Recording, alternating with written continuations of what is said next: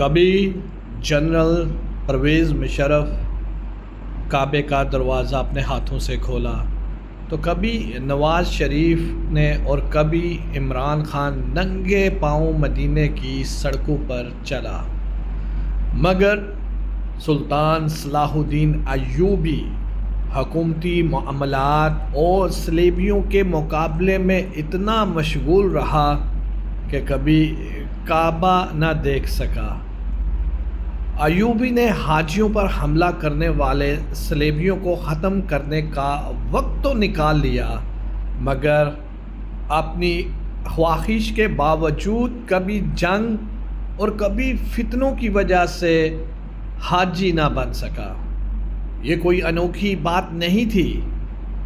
کیونکہ مسلمان حکمرانوں کو معلوم تھا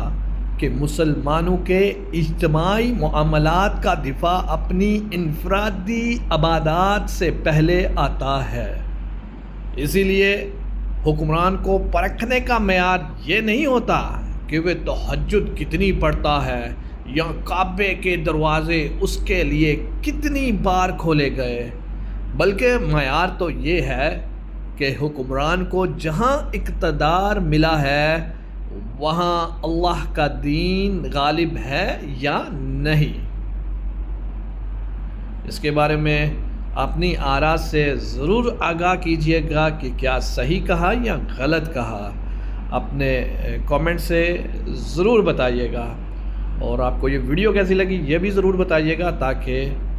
آئندہ بھی آپ کو ویڈیو ملتی رہے اچھی باتوں کے ساتھ، اچھی نیوز کے ساتھ، کچھ سیکھنے کے لیے، کچھ انفارمیشن کے لیے۔